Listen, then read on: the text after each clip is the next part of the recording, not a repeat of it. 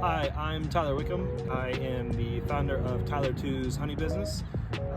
We're a small local honey company located in Southern Ohio with the plans of expanding into 8 different counties in the state of Ohio. I first got into beekeeping in 1995 when my grandpa retired from work. He was given a beehive from my mom as a retirement gift and for something to work on. Growing up on their farm, I helped him with maintaining the bees over time. And then in 2016, when he passed away at my grandparents' property, I found all of his old bee stuff and I randomly decided to buy bees on Facebook. I didn't know what I was doing. It was an exciting challenge. And since then, my sisters and I have kind of developed this small business to help the local community and provide them with honey-related products, just like he kind of did when we were younger. So it's kind of like a small family business that we've turned into our own little thing. Within our company, since we are local and we do support a local community that helped raise us, we wanted to make sure that our values kind of represented the area that we lived in and we grew up in, and the lessons that our grandparents taught us by living on their farm. Our core values that my sisters and I developed to make sure that we respect them is we wanted to be honest and have good integrity. We wanted to have environmental awareness with our bee-related products. We wanted to have quality products, and we wanted to provide safe practices, and then we wanted to make sure that we had continuous improvement through direct feedback with our customers. Social media has definitely impacted our business in a positive way. It was kind of negative at first, but we kind of looked at it differently. Originally, we had a Facebook page and an Instagram page that my younger sister ran. And through that process, we decided to get feedback from our customers. What did they like? What didn't they like? What did we need to change? And through that process, we found out that our attempt to have customers order online actually created conflicts that we were ignoring our original fan base and our original customers that were loyal to us from the beginning. Those were customers that knew my grandfather, they know our family, they know us, and they live in the community that helped raise us, and we were ignoring them. So that provided some internal conflict, and that we realized we needed to do a better job promoting our product online, but also making sure that we're taking care of the people who were there with us from the start. Before we had social media, most of our promotion was just through word of mouth. Local family friends that we sold honey to when we were younger, we just let them know that we have products available if they would like it. And then once we realized that there was a better way of doing it, we created the Facebook pages and the Instagram page. And we got some followers. Most of our followers from the start were from other small businesses that wanted honey in their locations. The Village Brew was the first one. They wanted our honey to make for their breakfast granola. So just by selling to them, it expanded our market a little bit, then kind of going down the rabbit hole of how can we make our business bigger, and that kind of created more problems than what we were ready for. So the problems that we encountered, and we expanded too fast.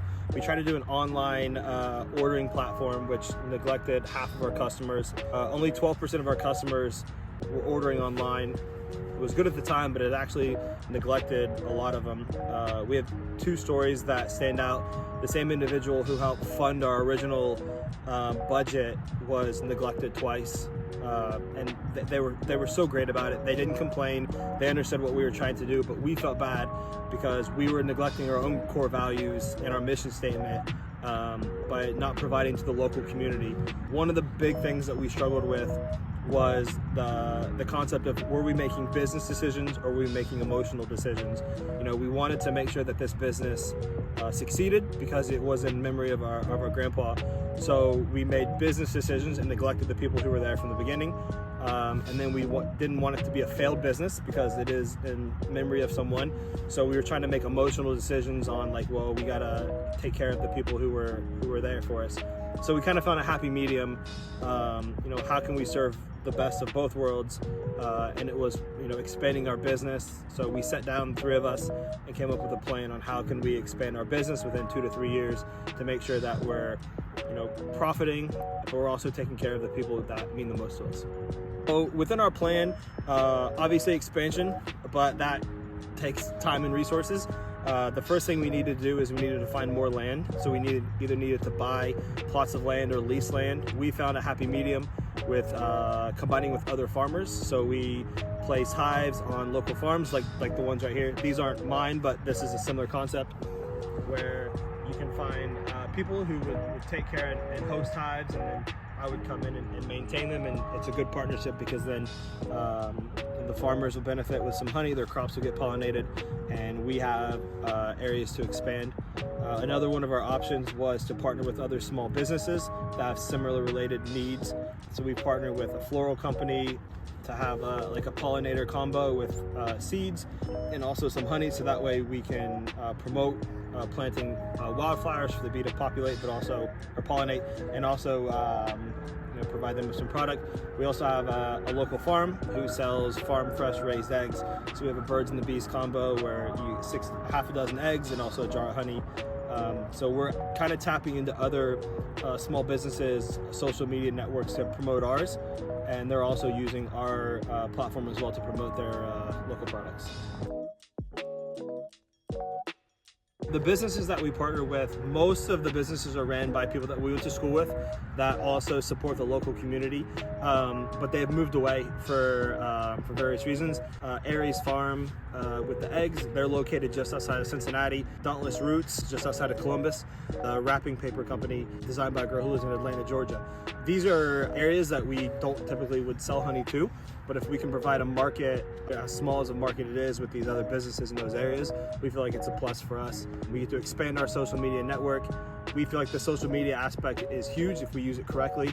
It took us a while to figure out how to use it correctly, but we had to be smart about it and realize how we misused it at the beginning and how can we make it better going forward. One of the ways that we're going to adapt to make it a little bit better on our end is we've completely redesigned our labels for our bottles and redesigned our sticker concept.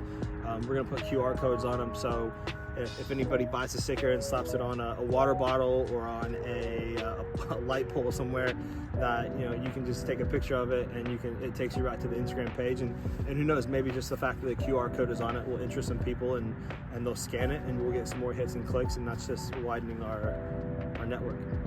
The very bottom box is a brood box, and that's typically where the queen will live and lay most of her eggs. And then the higher up you go, typically that's where the honey is stored. It looks like they've taken the queen excluder off. So it looks like the queen has free roam of the whole box just to kind of wander around and get ready for winter. The colder it gets, the less active they are. It's been an interesting process trying to get where we are now. There was a lot of bad days where we expanded our hives to 18 hives, and the next year we had 1, so we couldn't provide our product to people. That meant we had to be more active on social media because we weren't able to push out products. Now that we feel like we are in a good mood expanding the business, we feel like we can promote some content online a little bit more regularly, keeping up with the trends. We've flirted with the idea of having a TikTok, but I don't know how that's actually going to go. I think we have to create a new dance or something for people to do. But it's something that we can look into, and maybe it's a good concept, maybe it's not. But the only way we'll find out is if we try it, and we'll just have to try that experiment when it comes.